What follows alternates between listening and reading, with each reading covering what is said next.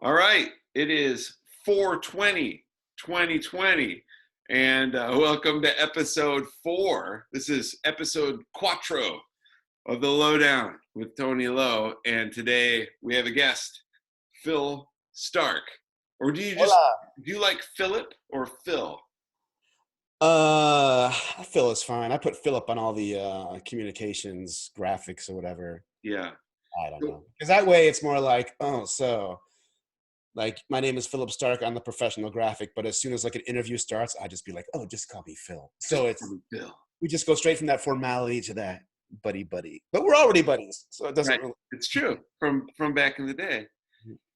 So I'm talking to Phil because his story is of interest to many of us. He is one of those poor souls locked down in Spain, and also an American expat. So we can get kind of a unique take on that. I've known Phil for a long time, and the first time I met you, we were just before I started recording trying to figure it out, and now I remember because Uh-oh. you had not left for Spain yet. You were Ah, playing. You were playing with a band. And Johnny Rockstar, maybe. say it again. Johnny Rockstar I was don't. I don't know, but it was last almost like you were making a point of being. How does one say a cantankerous pill? band. Uh, but it was enjoyable, you know. So anyway, we had mutual friends, and I know Phil from the music scene, and then later you were. I don't know if you still do this. I'll ask you in a second. But Phil was making earplugs. No, I didn't make them. I sold them. But Okay, like my whole story is so convoluted. So, do you good. want the story real quick? Well, let Uh, me do one more. Let me okay, do one more. And the other thing is in Toledo, Ohio, our shared hometown, that's right. Phil, his family ran this really unique menswear store. Diamonds Right? Men's Shop. Dime. Diamonds Men's Shop. It was at Southwick Mall. Then it changed locations a few times, and now it's at the Spring Meadow Shopping Center. So it exists still. 40 since 1972. Hey man, when I need a suit, I know where to go. Still there. All right, so why don't you fill in some blanks for us? How did you end up in Spain? And then we'll get to what the heck is going on over there now in a minute. Well, real quickly, I grew up in Maumee, Ohio. I was there till about like 10 years old, drinking that water that has punk rock in it that they Yeah. have in Maumee, Ohio. Then went to school in White House for a while. Then went to high school at Sylvania Southview. My dad lived out in Sylvania, so that's all the K through 12 stuff right there. Typical Maumee, Waterhouse, Sylvania, the whole spiel over there. And then went to UT for film in Spanish, and I learned that if you took one semester abroad, you could kill all of the 2 years of foreign language requirement. And there was a what do you call it, a grant or a scholarship. Yeah. So I came to Spain first time in college for that reason, just to kill the foreign language. It could have been anywhere. We had a book, and it could have been China, but like they had this more scholarship money for this place called Bilbao, Spain. So I But went to. you can speak the hell out of some Spanish. You didn't. Sí, hombre. Yeah, that. Podemos hablar en español ahora mismo si quieres, perfectamente. So I went to the Basque country in the north of Spain to a town called Bilbao, and I loved it so much. As soon as I got there, it was like, guys with mohawks and plaid pants. They were like stuck like Bilbao in like 2001 was so punk rock. It's still like one of the most punk rock places in Spain up there in the north. And so I loved it so much. Stayed another semester, stayed another semester, blah, blah, blah, blah. Came back to UT, finished my degree in film, but Yeah. I had taken so many Spanish courses abroad. They're like, if you take one more course, we'll just give you a Spanish degree. So I ended up getting a double major in film and Spanish. Went back to my dad's store to work for a while, figuring like, what am I going to do now? Looking at master's programs in film, like in New York and San Francisco, and it's like, oh, so it's like $120,000 to get a master's, an MFA, and let me go back to Spain for like a minute and just think about what I want to do. I came back to Spain, taught English in Madrid. There was lots of work in Madrid. I was going to be here for like a lot of people who teach English abroad. They do it for like a couple months and figure out, but then, you start a band, and then you have this girlfriend, then you have that girlfriend, then you start another band. And that was 16 years ago. Yeah. Well, I'm lucky enough to have traveled. Not, I haven't been to Spain, believe it or not, but I've traveled a little bit. over there in Europe, and it's a major eye opener to see how other countries live when you've grown up in a country that tells you this is the only way. And Well, it, it depends where you live. I think maybe in America, if I had grown up in one of the bigger, cooler cities or something, I might not have had that like that antsiness to get out of town and or to stay out of town once I saw something different, like a cooler town. And Toledo is a cool town. It has a great artists and music and stuff. But when you come to a place where people live in the street, and I don't mean like homeless people. I mean like you're live like all day long. You're just in the street. You're at the cafe. You're at this, that, and the other. That's the type of, I realize this is what I want for my life. I yeah, want to go outside and just like, hey, oh my God, this is my friend. That's my friend. Let's go sit at that cafe over there. Now let's switch to go this cafe over here. Hey, let's go to this. Hey, there's a show around the corner. Let's go to the show around the corner. It's whatever. Let's start a band. You're always just socializing with everybody. well, Even my neighbors now during the quarantine who I didn't know, as yeah, soon as I started this thing that everyone does here, everyone in the whole country at 8 p.m. every day goes out to their balconies and applauds to support the healthcare workers and all the essential workers. Now you're out your balcony, and this is like maybe in Finland people go right back inside, but here in Spain you just talk to your neighbors, every single neighbor. You yeah. know, Well, that's on our news, man. That's global news that y'all do that. Yeah, and I made a music video, as you know, here at my and my neighbors helped me with it, and now my neighbor over there is an actor, so now I let him some tripods because I have some tripods, and now he's shooting a short film over there, so it's like this whole, he's an actor, so it's like this whole artistic sort of Yeah, corner. Now all the neighbors are like helping each other with their projects, even though there's a quarantine. Like, hey, let me just pass you this tripod through my door, wipe yeah. it down, you know. Well, there's levels to this game, right? Like I was living in the San Francisco Bay Area the first time I left and went to Europe, and San Francisco's cool, but it ain't no Amsterdam. You know what I mean? Like, Yeah, I don't know. Living in San Francisco must have been pretty cool. well, So what? I never lived in the city. It was a little too much for me, but in the East Bay, Right. yeah, it was great. But the only reason I'm in Ohio now is because uh, being able to afford to feed myself and go to school full time in the San Francisco Bay Area was just not going to be possible, Yeah. broke. My sister's going to Berkeley right now too, so I've heard all about the pricing and the Yeah, rents. it ain't no joke, man. You better have organs to spare and sell. Yeah, yeah. So where'd you go in Europe? Well, that was, in Europe, I only went to two. I saw a lot of Holland, and I was in Sweden. So that's kind of, it was for work, but I spent a lot of extra time just soaking up what it's like in those two spots. Mhm. Um, and then, Probably a lot different than here, although in many ways similar because of the attitudes and like healthcare and solidarity and stuff. But the cultures, yeah, pretty different than Spain. So you have to come to Spain. well, I know someone there, and I'm going to start taking Spanish. I need to do something to expand my verbal horizons. It's cool, when you speak another language, you actually think in a different way. Yeah, I keep hearing that. And it's interesting, not saying anything like, um, I'm just pointing out something that's interesting. I'm not trying to make any opinions, judgments about it. But for example, in English, we have a lot of phrases that we're using words about like violence, violent words like to kill two birds with one stone and killing time. And we're always killing something, killing time, killing that. Yeah, Here, like all those expressions are made with like food. Like it's a pepper important to me means it's not important to me at all. It's just a pepper important or whatever. But like all these phrases like if something is awesome. I'm sorry, my headphones cut out there. If something is awesome, we're saying, oh, that's a cucumber. Like, why is the cucumber better than the pepper, man? I don't know about all that. I don't know. It's just interesting.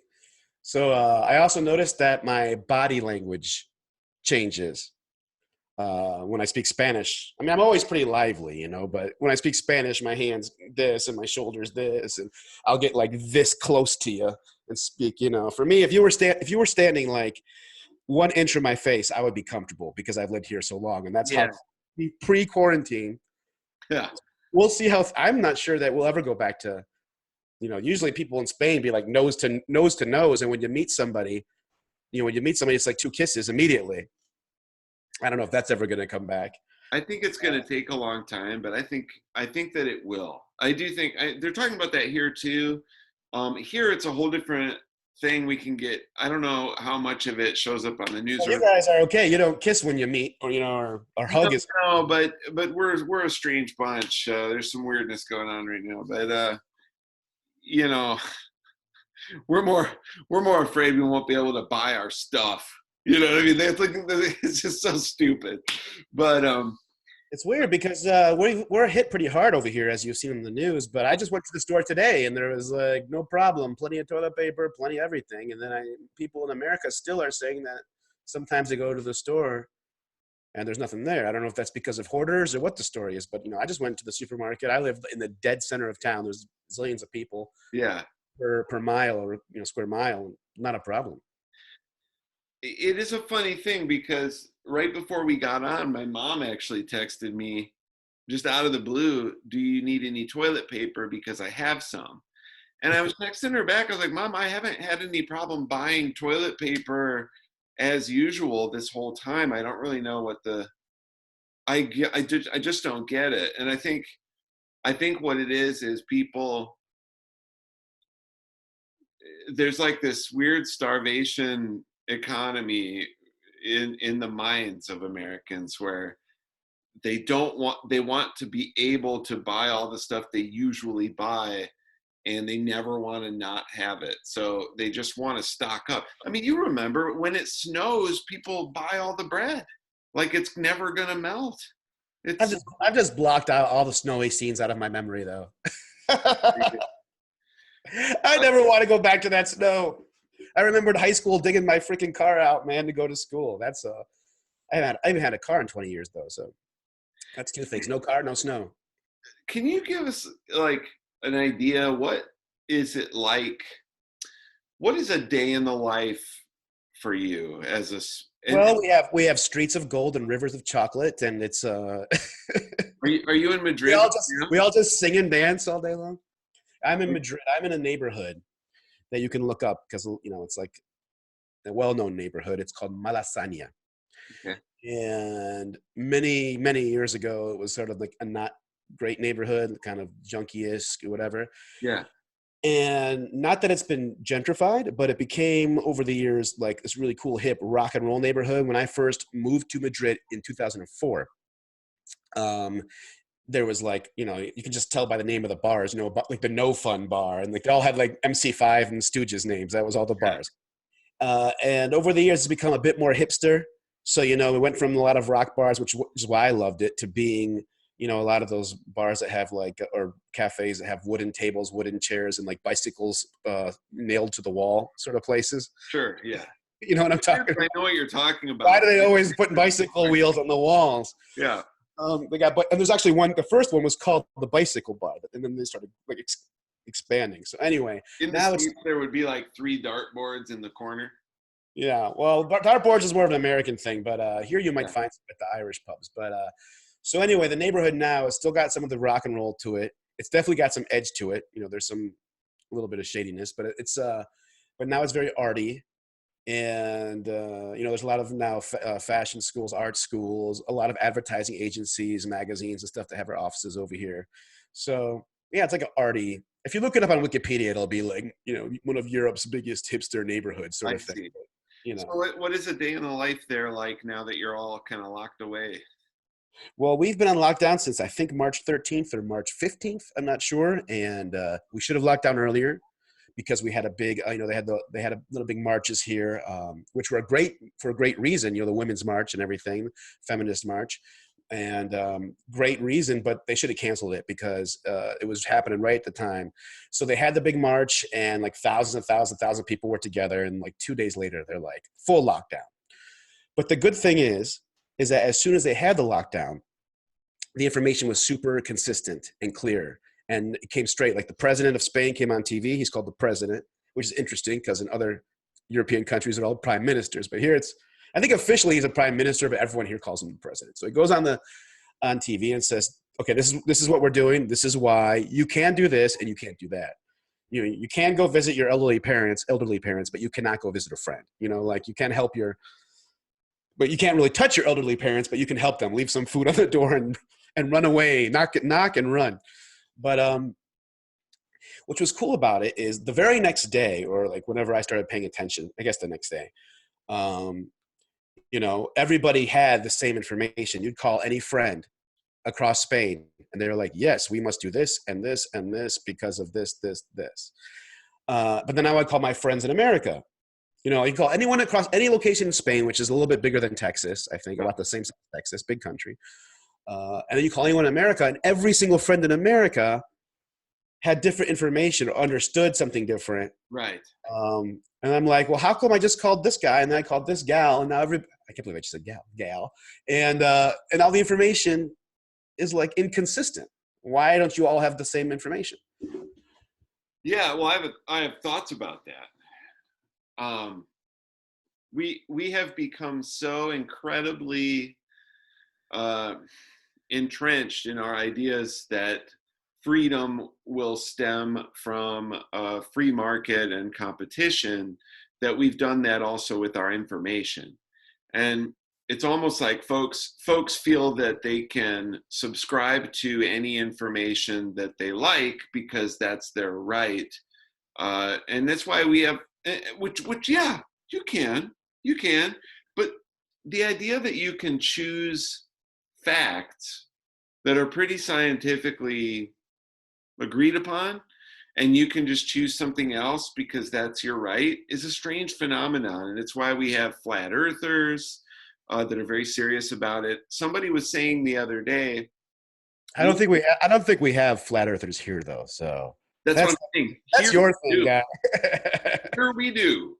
And also, someone was on Facebook the other day, and they had a bunch of comments supporting them, like, yeah, speak it, sister, And they were saying that Bill Gates was trying to push a vaccine for COVID on us, and that they were going to be planting chips in us with the thing. Yeah. And people are like, yeah, that totally makes sense. And I'm just like, I really hate conspiracy theories in general. And we have like our president is saying conspiracy theories. Yeah. In general, I'm always like, go towards more the science side, and try to give human beings a benefit of the doubt. But, we could talk about it, capitalism, communism, socialism, whatever. But at the end of the day, these are all like 17th century ideas, 18th century ideas. Capitalism has done amazing things for everybody. Communism, not so much. Socialism has done a lot of great things.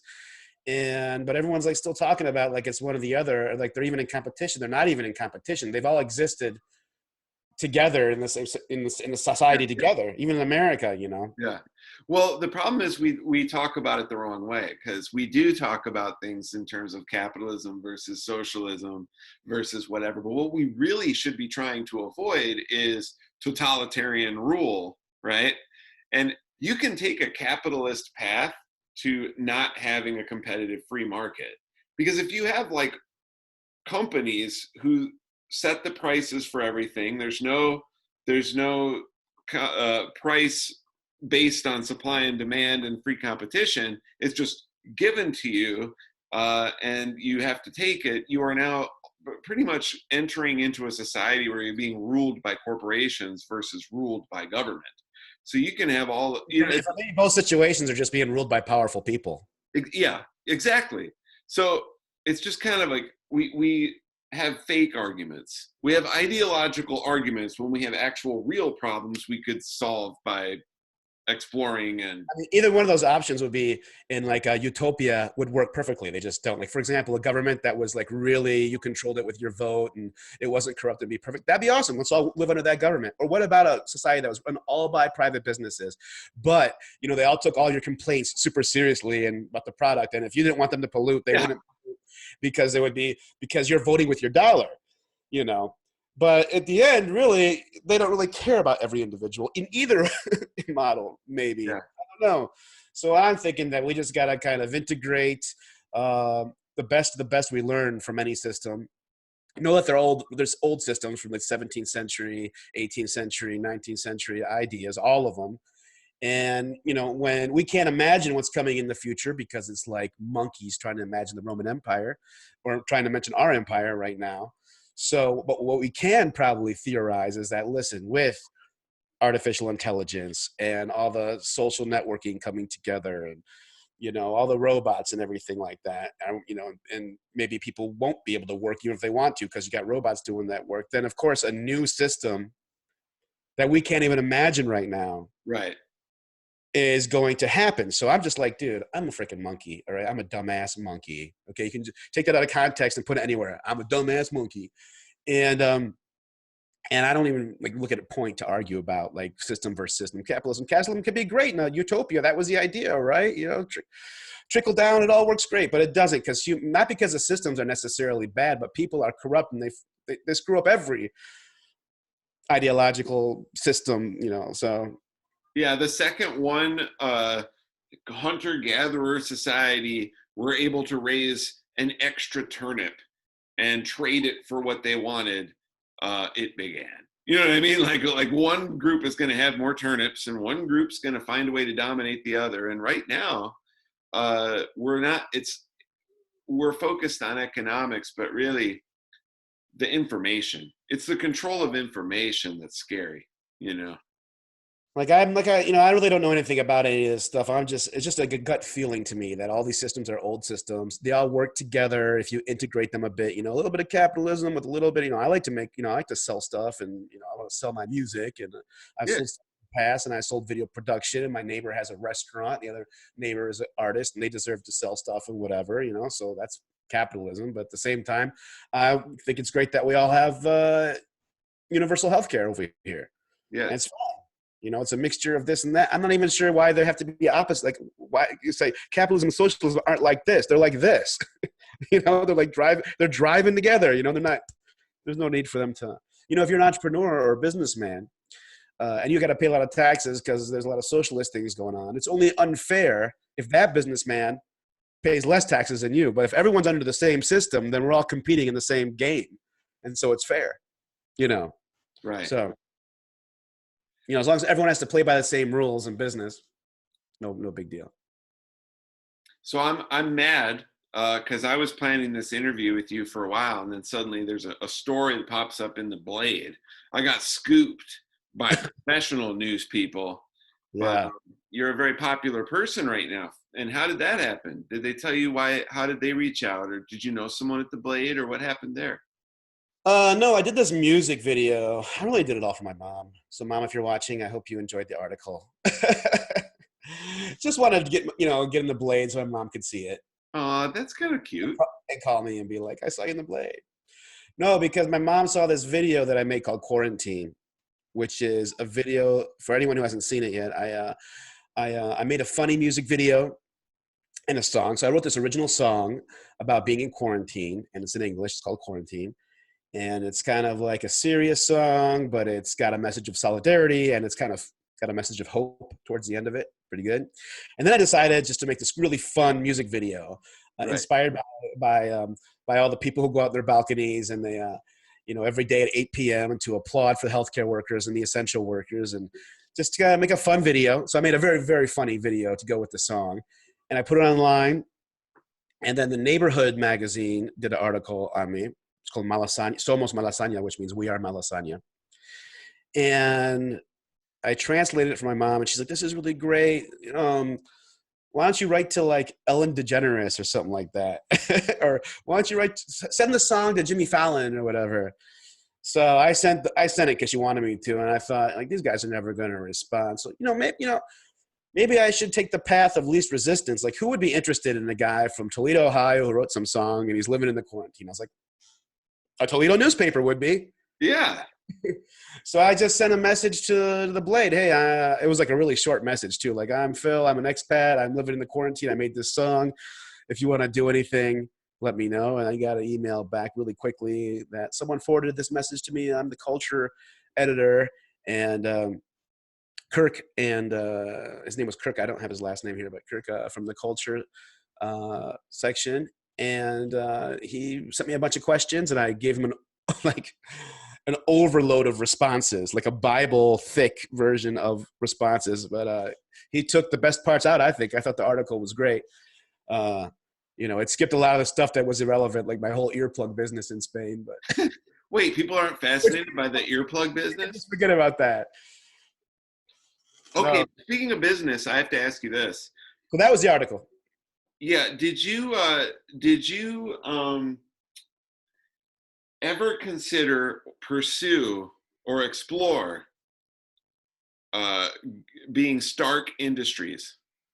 You know, because of the whole Marvel Iron Man Stark thing. No, the whole thing with having the last name Stark has been very useful to me, Yeah. especially here because I have like a foreign name here and stuff. But because Stark is such a popular, with Iron Man and also Game of Thrones, the Stark family. Right, of course. Everyone here, no one here forgets my name, and people almost prefer to say my full name. Like if I walk into the gym, they go, "Hey, Phillip Stark," or I go into wherever people know me, they like to say my full name here. They like the way it sounds. And also when I come through customs. I come from America, and Spanish customs agents go, Philip Stark, Tony Stark. Any relation? No. Welcome, It's so welcome great. to Spain. They just like wave me through. It's like, yeah. Ironically, I get that a lot too for no reason at all. But I think people just like to say Tony Lowe because it has like a, It does. It is musical. Tony yeah, Lowe. I don't know what it is, but people like to say that. Yeah, it's kind of like sounds like a restaurant. I mean, I think of Tony Roma's or something. Tony. Well, anyway, It sounds like all kinds of stuff. it sounds like it could be anything. Yeah. Well, So yeah, you were saying we should interview each other. The problem is I don't have any. I don't know that I have much of interest to tell you. well, it's your podcast. You make the rules. So have you ever explained to your audience who you are? No, no, I haven't. I've just talked to other Well, people. let me just explain to the audience that I also have a podcast. So that's why I would be the guy to interview you right now. I Yeah, have, I got to tell you a few things. The song Quarantine, right? yeah, please. Picked up for distribution by Sound Mojo. Now, Sound Mojo is the new music channel that has been created by Watch Mojo, which is one of the biggest YouTube stations on the planet. They have something over 20 million subscribers in English, and Watch Mojo Español, the Spanish channel, they have over 6 million, and they have all this kind of Russian and Turkish and all those languages. So it's a huge media company that does top 10 lists. They decided to like top 10 superheroes, top 10 whatever. You go to YouTube, you'll see it. And now they decided to launch their music channel. So Quarantine is on that. And they like the song. So I'm talking to the guys over at Sound Mojo. It's brand new music channel. They want to be like the new, sort of the old style MTV mixed with Rolling Stone, mixed with all these other like kind of classic music publications or media outlets that we used to love. Somebody's got to do that, man. We They need. want to bring it all back like that. So that's why I started I don't know if you saw it, the Kurt Baker podcast I did. I did a podcast with this power pop musician, American, who lives in Spain. And it's very funny. It's like almost got a Space Ghost, coast to coast, sort of irreverent style to it. So I did that podcast. Sound Mojo loved it. So now they're distributing it. And I have, that's more of like a video show than a podcast though. As far as real podcast, like audio only podcast, I'm launching a new one this week. I interviewed Vanessa Silberman, who's an independent DIY producer, artist who lives in New York City. And she talks to us about how to succeed as a DIY artist. And that's coming on later this week. She has booked her and managed herself for years, and she booked her own shows, over 800 shows on her own across the US, UK, and Europe. So that's coming later this week. So anyway, just giving your audience knows that I'm kind of a podcasting sort of dude, and that's also going to be distributed on Sound Mojo. So I have this kind of growing relationship with the whole Sound Mojo family there, which I hope just gets stronger and bigger as time goes on. Now, Tony, with my podcasting credentials all in effect. All right, all right. Who the fuck are you? Ha! Well, I don't know, man. I'm a musician, and I'd like my output to be a little more. I actually have a really great new trio that's grounded right now because of this whole pandemic thing. But I was a traveling workshop facilitator in the area of social and emotional learning. So that started out with kind of like anti-bullying programs in I forgot all about that. I used to see you all the time on the social media or whatever, and you were with students, young high schools. yeah. You were coaching, and you were saying like, if a bully this and that, then your confidence sort of thing. And Yeah, it kind of started simple, and then as I moved up the ladder at that organization, got different kinds of work, and I was on a Dutch TV show and doing the same work, but just with more. that's kind of random. How'd you get on Dutch TV? Well, because the work started to get global, and the the longer you do that gig, I was in a different town every week. I would fly out Sunday, arrive somewhere in the U.S. or Canada, and then come back on Thursday late at night, and then head out again on Sunday. So I was always somewhere working all over the States, like all the little towns and all the hip cities and the whole thing, and then Canada too. And then the work started, their work was expanding, and I was doing more challenging work in, with First Nation folks and in the United States, in communities that were pretty deeply marginalized and How hurt. did you go from that to fitness? That sounds like an awesome gig. Well, I guess it was, yeah. And fitness was a hobby. I was racing Spartan races and training myself while As you know, I'm a Spartan racer myself, man. I do know How that. are you? Yeah, exactly. And then I wanted to get off the road. Oh, to finish up that story. So there was a documentary in the Netherlands. They wanted to do our workshop that we were doing in the Netherlands for a specific population. And it turned into a TV show over there. So there's a famous guy on TV in Holland named Arie Boomsma. And he's kind of like, at least when I was over there, George Clooney famous in Holland. You know what I'm saying? Like, he's like their guy. And then he would do this. He wanted to do like a series, a show. And they would bring teams of us out there to work with. They would do the pre-prep or the pre-production with the group of students who were going through it. And then they would go through the workshop with some of us facilitating, and then they would film the aftermath and stuff. So they did that. And that's why I was in Holland. And then after that happened, then they saw that in Sweden. And when they had their refugees coming in, what happened is Sweden is not segregated, but because the refugees were all landing in one spot, they were all ending up in one school.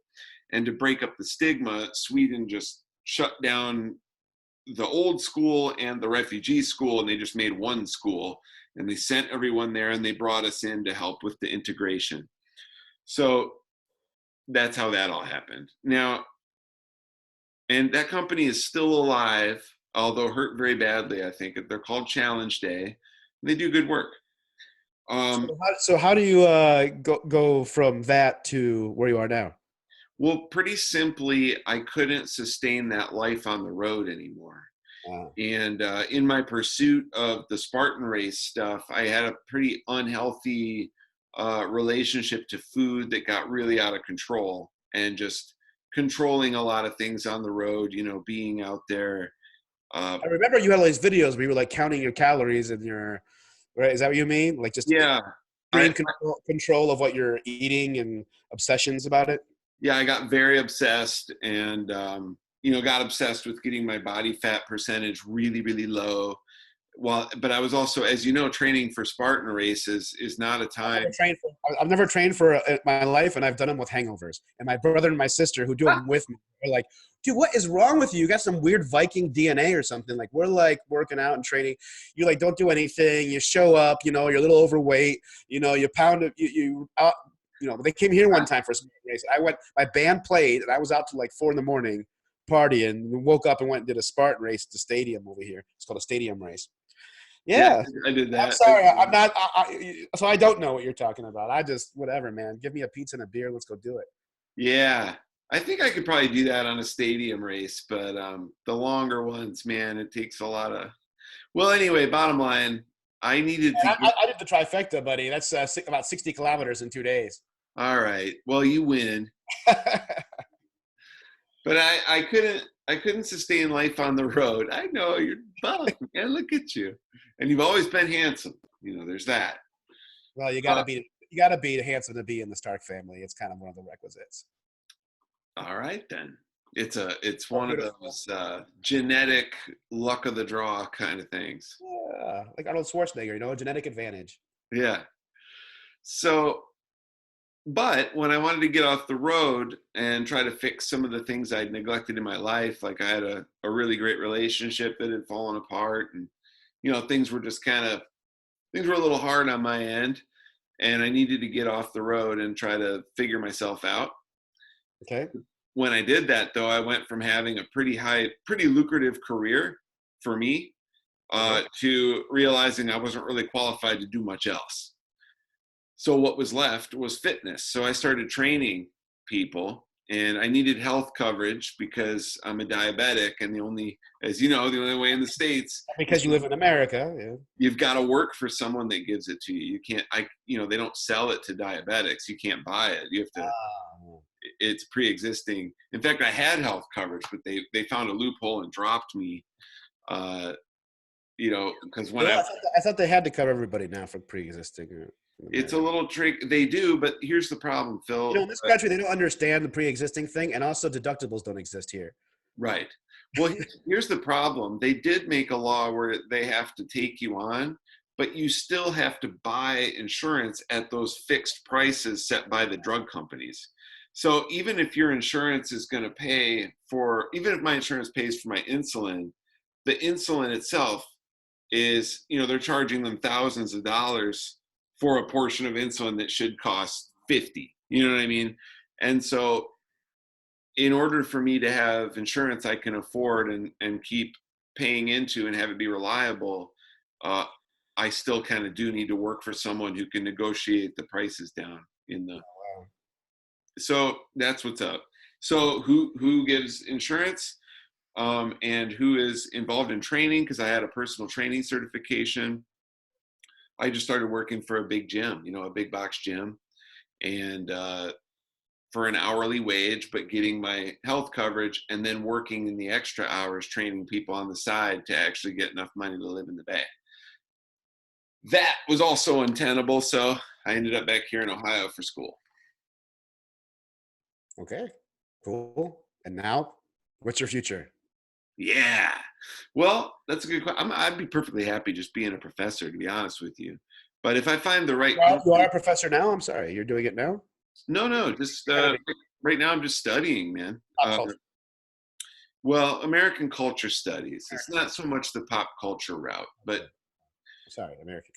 that's okay. It's close enough, and I do read a lot of old literature and such. But yeah, I don't have like a solid 5-year plan. I know that I'm happy to just keep on studying and teaching a bit. And then if the right company was there, like say a really cool musical instrument company with a solid history, I could be like a brand storyteller, internationally or something.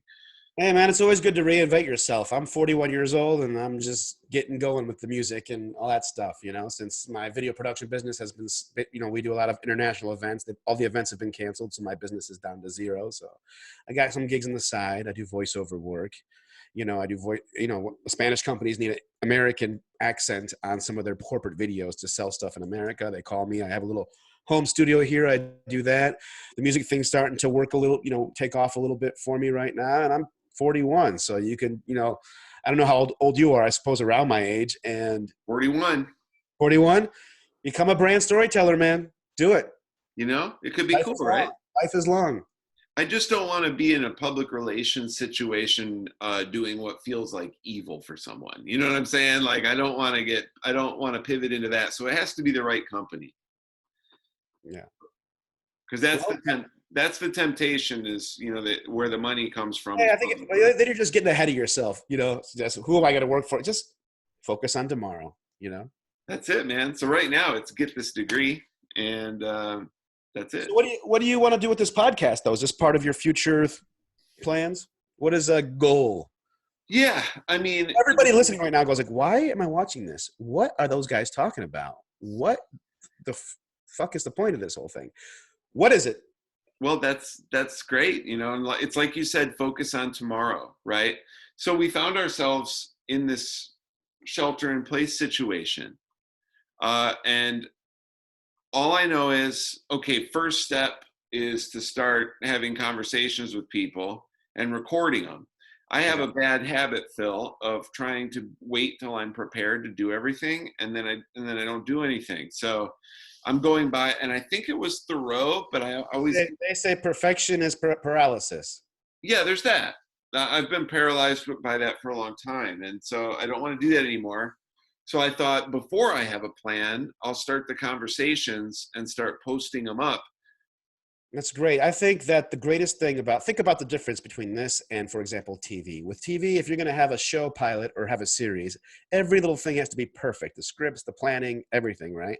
But when you're doing something on the internet, I think it's great just to put a whole bunch of podcasts out there, not really have a plan, not have a script. Let people brutalize you if you can take it. Say, this sucks. That was stupid. The interview had no point and no direction. It wasn't clear and concise. Because why? Then you take the notes and you take what's valuable from the notes, and you take what's not, and you discard what's not valuable to you, and you keep evolving. That's what the YouTube or the internet in general allows you to do. Screw up, improve, screw up, improve, screw up, improve. If you were on TV, the first screw up, they cancel your show. No one is going to cancel your show. Right. You just keep going forever and take the heat and take the criticism. I'm getting criticism right now. People, and even the fact that I'm the opposite of you as far as I love to be imperfect and just go and get the feedback. Like, I just go crazy. I just launch stuff into the world before it's like, maybe not, before it's even done. I'm into it. And then people are like, oh, this sucked and this bad. And you're like, great, cool. What'd you like? What you didn't like? Okay, well, I don't care about that because that's against like who I am. But this stuff is actually good advice. So let me get it. Next episode, next thing. Right. The more, I call it race to rejection. I love to race to rejection because the faster you get rejection, the faster you improve, and the faster you are going to have something valuable and good in the world. Well, yeah, I agree with you. And here's another take, just from an artistic standpoint. I think we have plenty of very manicured product out there, entertainment-wise. And I think if there's anything that this time is revealing to me, it's that we're desperately in need of just authentic, regular, I call it close to the earth type stuff, and like, dude, I watch, and lately I haven't been able to take it because there's so much ridiculous dumbness on it, but I like the Joe Rogan podcast. It's like the #1 podcast, and all they do is he just talks on there, and I'm always like, why am I watching these two idiots? Everyone keeps talking to me about that podcast. I saw like one episode. My dad wanted me to watch something, and I don't remember what it was. I don't really know anything about that guy or his podcast, but everyone keeps bringing it up, so I'm gonna have to watch. It's just that it's very popular, but he does like 3-hour podcasts just talking about nothing with people who aren't even experts on it. So my point is, I think that the reason people are attracted to those things is just, we don't have enough of that. We don't have enough just people being casual and not trying to know an answer, or not trying to, I guess I'm not trying, I don't want to corral our conversation into a package. Gotcha. And I was trying to remember if it was Thoreau or not, but someone said, and I say this all the time, you should not wait for the power so that you can do a thing. You do the thing, and from it you receive the power. Well, that's kind of a spiritual angle on it, but I would say that it's really another way of putting that would be the traditional way of looking at things is set your strategy, then take the action. What I'm saying, my belief is just take the action and then make your strategy as you go along. Yes. Now, this is all, of course, depends, right? It's all context based, right? But in the context of putting content out into the world, whatever, music, art, whatever, just get it going. Just, or if you want to start your own little business or whatever, just get it going and make the strategy as you go along. Because like I said before, perfection is paralysis. And if you strategize, you can just drown in a pool of strategizing and planning and, thinking about things. Just get it out there. It is difficult though, because people are brutal and they'll be brutal with your comments, but you have to just ignore that. Indifference is freedom.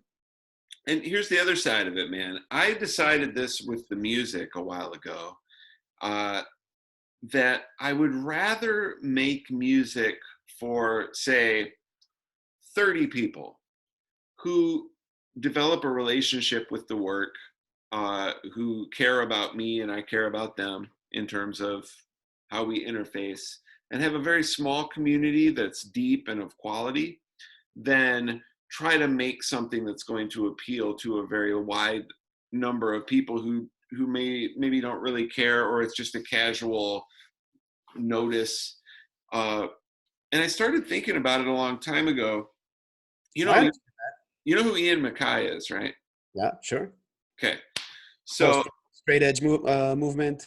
right, so a lot of people know that I was in a band with Jeff Nelson, who co-owns Discord. Fast Piece of Furniture was the band. Fast Piece of Furniture was the band, and I was having a conversation with Ian, and I was realizing, I think what I said to him was something like, and I don't mean this in a like name dropping way, it just happens to be true.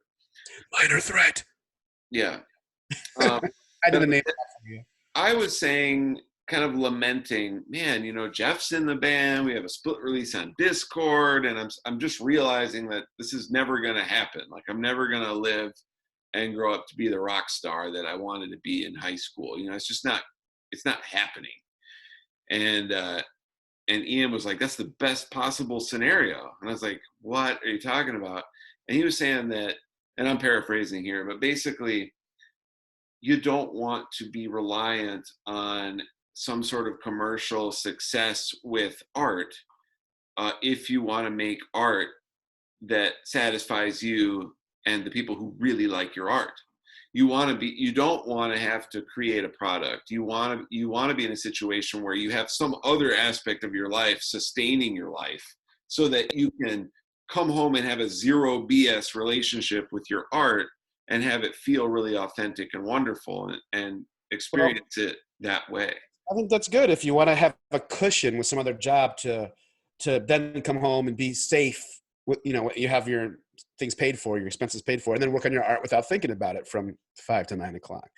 Although I'm a bit different, I think, on that one, because I would say, man, if I was making $12,000 a year but was all from music and that's all I did, I would just be a huge success in my mind.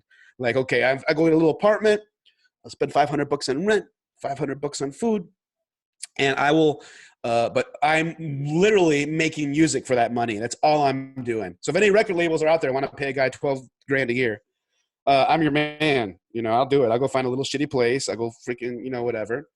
And I'll just, because that's it. You know, that's the passion. I don't care. You know, you're not a success. I think a bad idea is to think like in high school, like, I want to be a rock star. I don't want to be a rock star. What does that even mean? That's like an empty statement. Now, I probably thought the same thing in high school, Right? You know, because we were kids. But when you think about it, it means nothing. What I want to do is make music all day long and still have a food and a bed. You know, like, that's all that matters. So if I was making that kind of, like, you know, 12 grand a year and just making music all day long, it was my job, then for me, I'm more successful than Bill Gates. Well, see, there's a couple things though. See, for me, it's not about having a safe cushion to fall on. It's about having a really enriched life that you're passionate about, and that part of your life is where the income is from that supports one, so that the art can be as dangerous as I choose it to be. Okay, maybe it's sort of a similar thing. But I think you're talking about having two different activities that you do. I'm talking about being the same activity. Yeah. I'm saying do the dangerous thing, but recognize you're only going to make, like, you know, $1,000 a month because it's so risky and crazy and it's so niche, maybe. You know what sucks, Phil, is we keep coming back to this, which is, for me, again, I need health coverage. So I can't, it's not like me making a song is going to give me insulin. I'll die. I mean, it's that stupid. You know what I mean? Hey, can I take us on a different direction? Go ahead. What? There is news right now about Spain that I've been seeing, that Spain is going to do the universal basic income thing. They're talking about it. You know, what are your thoughts, and what would it have to be like? Well, it's gotta be like, we don't live in a Disneyland, right? So it's gotta make sense. You know, so if it makes business sense, well, it's probably good for businesses that everybody has some cash in their pocket. You know, obviously, it's good for everyone to have liquid, because when you have liquid, you know, if anyone has been in lots of debt in their life or gone through hardships, you know, we all have, I have, and you know that, like, having liquid that you can count on coming every month, no matter how small it is, gives you the ability to negotiate with people. If you have nothing coming in, man, that's stress, anxiety. Like, oh man, I'm getting suicidal here. But I don't care as long as you're getting something. Like it could be a check for $800 a month, basic, whatever. Well, if you know you got that coming in, then you can plan your life no matter how bad the situation you're in. You'll owe somebody $5,000. You say, okay, I'll give you $50 a month. No, I'll give you $10 a month.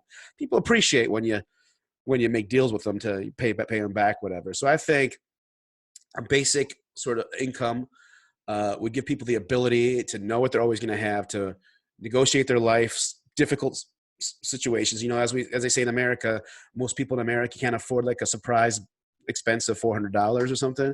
Right. Well, if that happened to you with the basic income coming in, you'd say, okay, well, I know I got this coming in, so let me negotiate with those people who I owe the $400 to and figure it out, whatever. It just has to make sense. Maybe the economy works better that way. Maybe people are healthier, less stress-free, so there's less expenses on the health department, whatever. And, so I don't know. I don't know if it's going to help or not. I know in Finland they did a test. I don't know what the results were. I don't think it was bad. I think it was maybe like something to be studied. I don't think it was super great either, but I think it was something. It was not bad. It's a funny thing. I've looked at first. I thought this was a dumb idea, and that if you just give Americans $1,200 or $1,000, whatever it is, I don't know what it is in Spain, but if you just did that every month here, like our presidential candidate Yang was saying, I thought people were just going to do dumb things with it.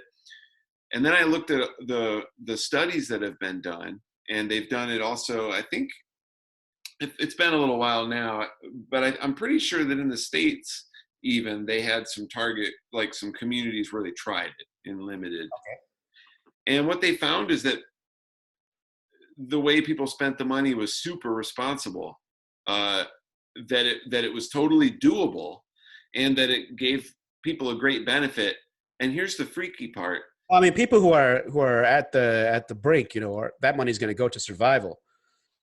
Well, that's true. That's the first instinct of all creatures.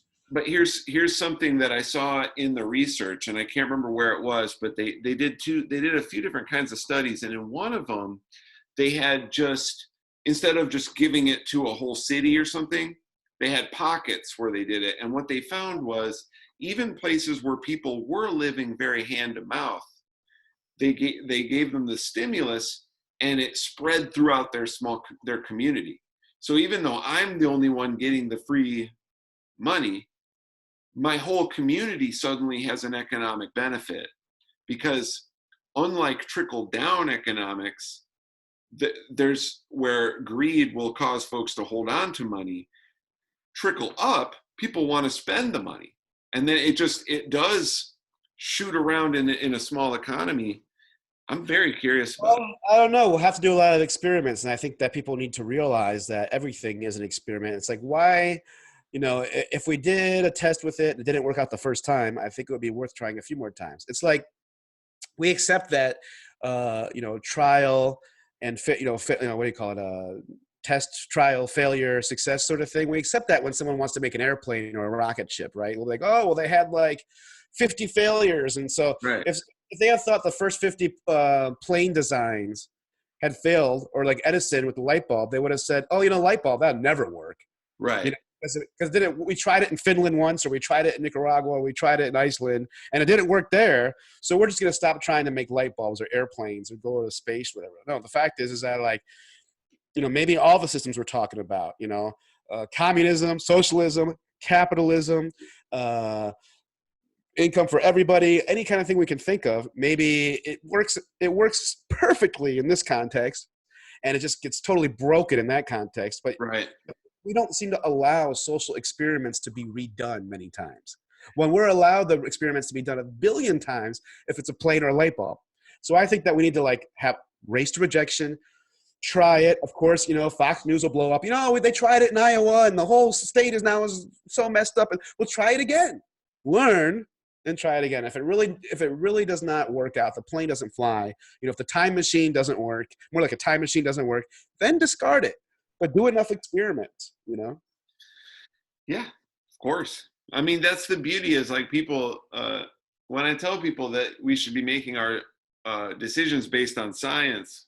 Scientific method, bro. We need more of it in everything. Well, I say that, but people think that means that people may have a mistaken belief, I find often, that if I say this is my opinion based on the science, that I'm somehow entrenched in it. Whereas the whole point of science is to never stop challenging things. Okay, well, now there's a shift in the context. Now we look at it again. Oh, we have new information. Let's put that into our decision. It's Well, that's why I amazing. always preface those conversations with like, now I'm going to talk about what I learned from the science. But as you know, science, I would say science is not dogmatic like certain Right. types of beliefs. That's always, I preface that because then people will agree with you because people will agree with that statement before you get into the data. Like, of course, science is always changing. Right, because science is not like, like religion or other type of philosophies. This is this is what we believe. This is the 10 steps of blah blah blah. Okay, no, you say no. As you know, science is always changing its beliefs, and that's why how we got to, or its premises, and that's how we got the plane flying and how we got to the moon, right? Because of all the errors in the land, and they had to, redo the theory and rethink the blah blah blah and rewrite the whole thing. Yeah, okay. So now with that in mind, the science says this. Yeah. And so far, Bernoulli is correct. When he's not, then the planes will start to fall again, but I don't see it change. Well, the fact of the matter is, all the physics that we accept now on Earth might not be the same near a black hole, right? So it's just context. It's just our truth for the moment, right now, until a black hole appears behind the moon and changes our physics, right? So. Dude, I just saw something on the social media. Somebody, mind bomb. Sorry. yeah, no, it's totally blew my cortex up. I saw a picture, a photo of space where there's this crazy light show that looks like an atom, this winding thing. Mm-hmm. And it turns out it's the path of a star. Like, where they do that time lapse where they take a photo and you get like something moving and it makes a line. So it's a star circling a black hole. And I didn't even read the article. It was something like, this proves Einstein right or whatever. And I was like, all right, I can already tell you I don't have time for this. But that is really beautiful. I just was like, I love space stuff, man. I'm a Trekkie. I'm a Star Trek dude. Picard was pretty good. I liked Picard quite a bit. Yeah. Discovery less, but I like Discovery. And, I just been watching Deep Space Nine again. But, man, Benjamin Sisko, what a weird actor. Now, I don't know. He is. I only know Picard. I didn't watch Discovery, and I didn't watch. I can't talk to you about Voyager. We can't go into all that stuff. Oh, man. We can talk. Captain Kirk all day. I was about to make this podcast go for another 3 hours talking about Voyager, The Next Generation, Deep Space Nine. It was almost a wormhole. Yeah. Actually, I have to say that my biggest musical influence has got to be Star Trek. So. Is that right? How so? I'm just kidding. Probably subconsciously, yeah. It had a good song, the opening music. No, you know what? My musical influences are, as far as like, I have different influences. On the lyrical side, I like to write lyrics about micro moments, micro narratives. Like my neighbor was just telling me, she's pretty cool. She was like, "Oh, you know what I do? When I see a guy like in the metro, I'm like old school, like analog. I take out a piece of paper, I write my number, and I just walk over and I put it in I give it to him and I walk away, see if he calls me." So I wrote a song about that. It's coming out soon. Like that micro moment, like I'm getting the nerve up. I see the person I like. I'm going to walk over to them in the subway. I'm going to give them the note. Like micro narratives. I like to write songs about that sort of thing. So you start in, when you write a song, and I'm talking about lyrically more so than musically, then it's almost like you're writing a thesis. Like you walk into a song with I'm going to write a song about this moment, and you dissect the moment and kind of analyze. Or emotions or moments, or I try to look for complicated feelings where like like colors on the color wheel that don't go together sometimes. Now on the song about the micro story, like there's different types of themes. Like I'm doing micro stories, it's all very kind of fluid, they're kind of like the sexier songs. Like, I saw you, you saw me, let's hook up, blah blah blah blah, right? But then there's other one about like, it's almost like clashing ideas. It's more like emotions. Like I'm happy and angry at the same time, or I'm those opposites of emotions, those weird things when you feel awkward and off balance emotionally, like it's weird, like those video game characters where they're like a 10 on ability and a 5 on speed and this and that, I like mix the emotional things up and create these weird characters, and then those characters like turn into songs. So I have a little notebook that has like the Rolling Stones tongue on it. I don't know where it is right now. Where I carry with me and I write crazy. And if you look at it, it looks like a psychopath. First of all, my handwriting is like worse than any doctor. and it just has like, because I wish I could show a page where it is, but it's like this like idea. No, it's like yeah.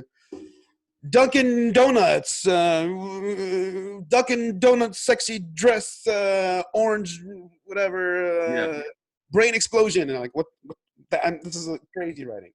And I get home and I'll see like, oh my goodness, this little phrase like in the top corner that I don't know where I was when I wrote it. I like that phrase. Yeah.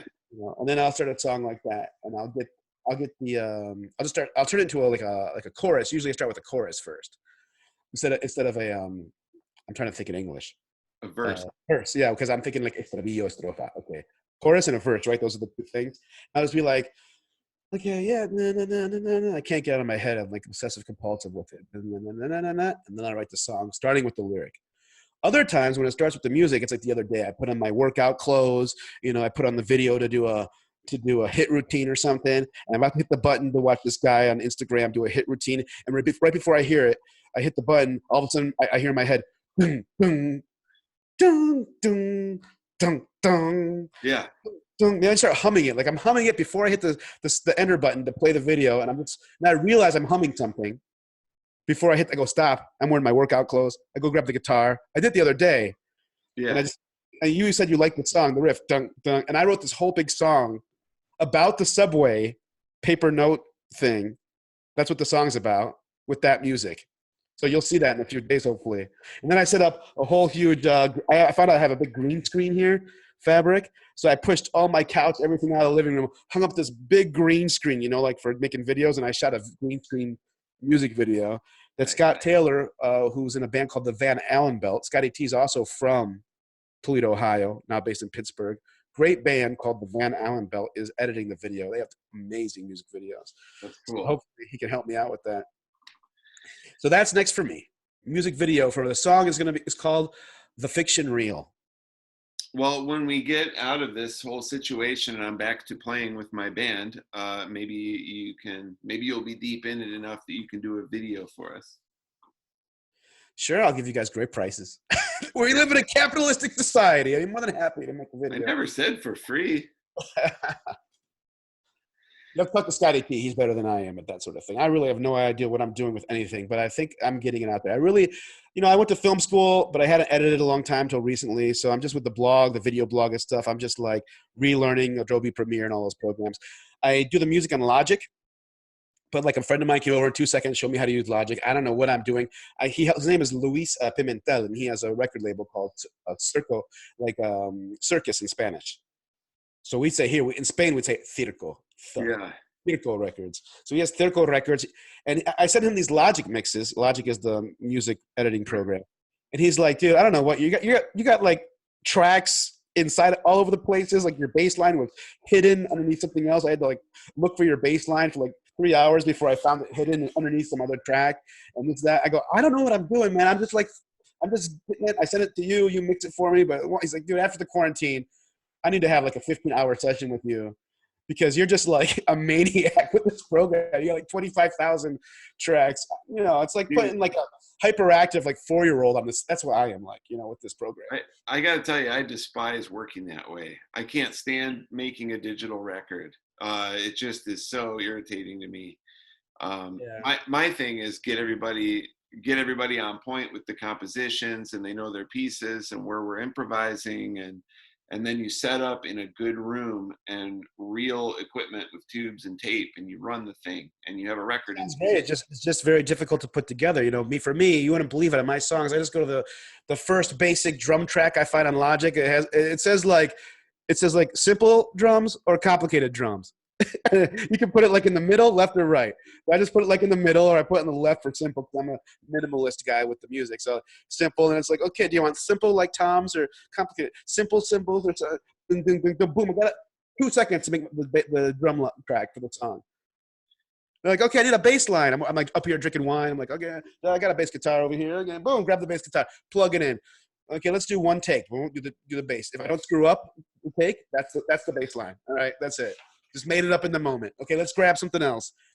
I'm all about just being prolific and get it out there. I don't want to put crap out into the world, but I don't see that these are the last times we're going to record these songs. I'm Well, recording but these. I think there's a They're almost like demos, you know. Record the song, put it in the universe, maybe make a real fast music video. Dude, you could. This is like the internet. This is the world. This 21st century. Maybe I'll record the song 5 more times, 5 in the studios. One day, Tony will say, "Come to my house. We'll record the songs with tube amplifiers, and we're gonna have Todd Sawala's gonna come over and do the drums." well, but you're thinking differently. That you're talking. You have a very different thing you're doing than I am. I mean, if you were composing music to be improvised upon by a small group, and that's where the art is, you can't very well just click a computer and bring up a beat, like the drummer interacting with the nuances of the Or other like, I instrument. mean, you're doing like jazz or something. Well, some of it, I mean, some of it's instrumental and jazzy, but certainly I care about how strict the rhythm is, in terms of, do I want this to be an authentic rumba? Not really, maybe a little off from that, or we have a really good drummer who throws in some other You have a influences. lot of musical knowledge. You know a lot about theory, and you got to do you. You know about theory. You know about different rumba versus this and that and the other. I don't know any of that stuff. Well, here's So where we agree, though, is that it's about what is the quickest, most efficient way to capture the artistic thing that you're trying to make and get it out there. I agree with you. So yeah, if it's about I just want to get this concept, this song, the way, because I've heard your songs, and the fastest route for you would be what you're describing. But if the art itself is the interaction of 3 human beings with their instruments, the fastest art remains set up yeah, a few mics, roll tape, and get it in 2 days. sure. At that point, I don't know if we're really even comparing. It's like I like this. I like Quentin Tarantino's films, and I also like the Fellini films. They're totally different. And if I were to to start a project that had a different sort of thing to it, I'd be like, okay, guys, now you know what I'm doing. I'm gonna do the next couple months a super slow, patient project where I'm gonna really build this work of art, of music or whatever, or painting. I don't know what it is. It would be just something different. It's not really compared to what I'm doing right now. If you're doing planning and improvisation and with music theory involved and knowing what you're doing well before you're doing it, that's awesome, man. And hope maybe one day I'll do something like that. But I don't know. We're not really comparing though. It's just No, no, different. no, you're right. We are, and it's just like you can be Alfred Hitchcock and make 1,000,001 great movies. Sometimes you're gonna make Rear Window or Vertigo. Sometimes you're gonna make Rope, where you just run the tape and get a performance, and that's what I'm doing right now. At the end of the day, I love listening to bands. Ramones, they go to a studio, they recorded their albums like in a day, and I also love bands like the Ravenettes, and the guys like, on top of every single aspect, they experiment with pedals, and, so I love everything. I love the most minimalistic, basic, I love Patrick Fitzgerald, who's like a punk folk artist from the UK back in the day, with the punk stuff.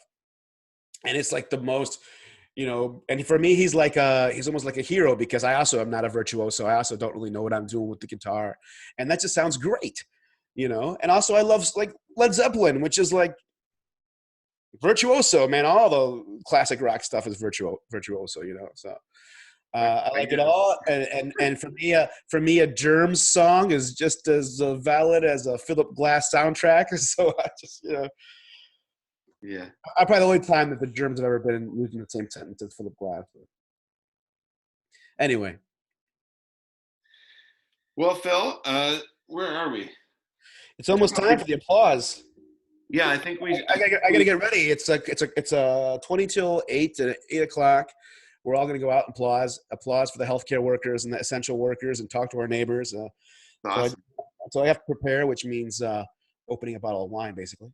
What do you want to plug before you go out and sing to the care people? Well, this is what I want to happen. I want to dedicate my life to creativity, music, also entertainment. I have a video blog and a podcast now, and this is where I'm going. I might even end up selling my production company and just focusing on making my own content and getting out there in the world. So you can listen to my stuff at phillipstark.bandcamp.com. And you can, it's on quarantine that I talked about earlier for free there. You just put in 0. I want to pay 0, and you can pay 0. phillipstark.bandcamp.com. There's also a website called phillipstark.com you can look at if you want to. My Instagram and my Facebook are both facebook.com / Phillip Stark Music, Instagram.com / Phillip Stark Music. Okay, so on Instagram and Facebook, you just look for Phillip Stark Music. And that's Phillip with 2 L's. One for luck and one for love. Oh my God. That's pretty great. Well, Phil, it has been an honor and a pleasure, and you're always a charmer. It's been a pleasure. Thank you. I'm going to stop recording. Bye. Bye-bye, friends. Click like and subscribe. Adios.